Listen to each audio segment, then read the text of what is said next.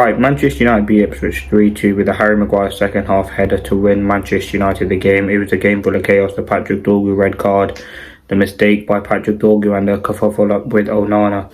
I'll be talking about the 5 biggest takeaways we learned from that game, in which a result which wasn't that great by Manchester United. But again, we come away with the victory, and it's just all about survival in the Premier League. Now, the first thing we learned, ONANA has to go. I think ONANA, the goalkeeper who, listen, he may not be at fault, but you have to understand, Dorgu's going towards goal. ONANA should just stay on his line, so Dorgu has a simple back pass. He's rushing out and then looks like a joker. I mean, some of the amount of mistakes ONANA's made for Manchester United, I think it's 17 errors in 2 years, whereas De Gea only made like 12 errors in 2 years. Like, the amount of errors he is making leading to goals is absolutely shambolic at this moment. The amount of goals we're conceding as well. He's just a calamity, and he's a hindrance to this team. I think he has to go. I think a huge waste of money by Manchester United. Yes, did he win the Golden Glove or something? Like, he had the most clean sheet. But you look at what we replaced De Gea with. I don't know if it's a priority. I don't know if we get one in the summer, but you certainly have to look at even maybe starting Bayindir. He'll start the next game because of the FA Cup, but ONANA just sometimes look clueless. Look at the mistakes he's made. Forest, Brighton, even cost us the Champions League places. His distribution, like 2 goals against Everton, the amount of mistakes he's making is just not helping Manchester United. And I think it was a very, very poor performance by ONANA today. The second thing, defence, solid. And I'm talking about the back 5. Realistically, when Dorgu was on the pitch, I thought we were very, very good. I think we were very, very solid on the ball, defended well. I thought Yoro, De Gea and Maguire were absolutely fantastic.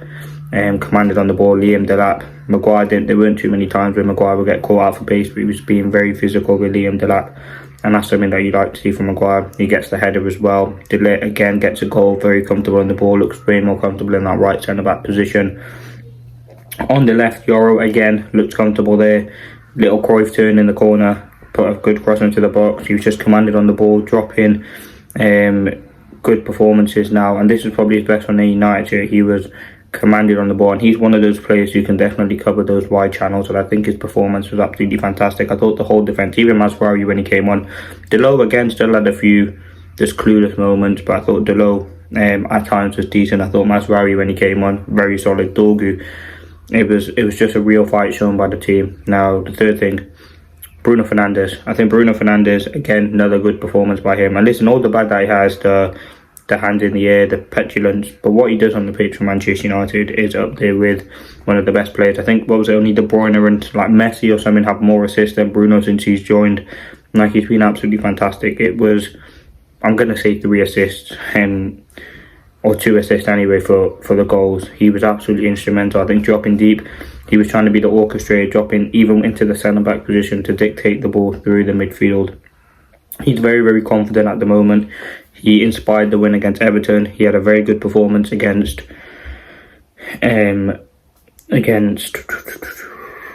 Ipswich. And I think when you look at, yes, he's had a few bad performances, but in a large part, he's been a very, very important player for Manchester United over the years. As I said, the amount of goals and assists that he gets, the amount of energy, relentless running. What was it, like the last minute in a game, he's just running up and down the pitch relentlessly, especially when we went down to 10 men. And I think Bruno from deep, I think Bruno and Ugarte, I really do like that duo.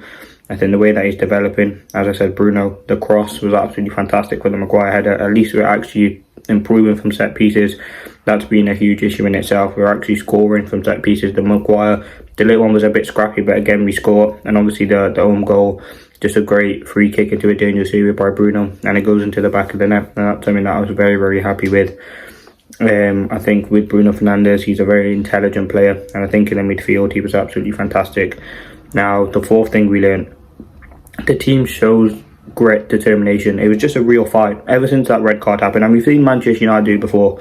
We've had, what was it, 4 red. I remember Bruno getting sent off against Tottenham, Bruno getting sent off against Porto, Bruno getting sent off against Wolves, Diogo Dalot against Arsenal, Dorgu yesterday against Ipswich. It was just a real fight shown.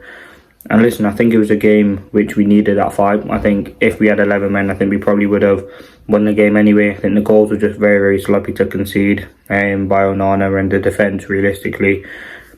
But I think with the whole team showed a fight. I thought Ugarte just getting around the pitch, being a nuisance, Xerxes Garnacho, when he was on the pitch, I thought he was decent, and I do feel bad for when he did get taken off. I think Xerxes as well, just everyone showed that fight. Mazraoui going into challenges, Maguire, just everyone showed that fight that we needed to get the win. And I think that's something that I'd be very, very, very happy with if I was Ruben Amorim. I think the fight, the mentality shown by the team, and we've seen it before against Everton. We go 2-0 down, we get the draw. This time against Ipswich, we go 2-0. No, we go 1-0. Do we go 1-0 down? Yeah, we go 1-0 down early on. We score 2 goals to get back into the game, and then we go down again. But then second half, the reaction is there. So yeah, really, really happy with that. Now the fifth, I think it's the fifth and final thing I want to talk about. Xerxes, I thought he was a real spark. I think very, very sharp on the ball, nice bit to play, should have scored a goal, but again, just in the right areas, relentless running, good hold up play. And I think with Xerxes, we're really starting to see a development and growth in his foot performances at the moment. I think he's very, very good on the ball, showing a bit of creativity, showing a bit of a spark for Manchester United, and that's all I can say from Xerxes. He's just showing that fight, that grit, that energy, that determination that we wanted to see from him for a long time. But listen, they were the biggest 5 takeaways. Listen, in terms of what's coming up, tomorrow there'll be the preview. No, Saturday will be the preview. Tomorrow will be the press conference, and probably some news going out. Saturday, obviously, the press conference. Saturday, the preview. Sunday, obviously, then we play Fulham. 5 things will be out, and the match reaction after the game. But listen, this game against Ipswich, it was a must-win game. We've got some tough games coming up. Listen, Patrick Dorgu will be suspended. We're going to see Delo Mazraoui as our wing-back for the next 3 games. Or the next couple of games anyway. Not against Sociedad, because I think Dorgu can play. But it is going to be very, very frustrating to see that. I just wanted to see Dorgu play some more games. I think he's had, in the games that he's played, he's had some very, very good performances up and down that pitch. And I think to end like that, listen, it was a complete red. Actually, let me talk about that. It was a complete red card. It was a very dangerous challenge, but he went to get the ball. There was no malice in it. It was a tough game, up and down game for Dorgu, because I think after the mistake, up until the red card, I think he did have a good performance. But then obviously he gets the red card. He's a young player, he's improved. Amorim's backed him, the fans back him, everyone backs him. So yeah, I'm happy that Dorgu feels the support. But listen, let me know your thoughts. They've been the 5 things. Peace.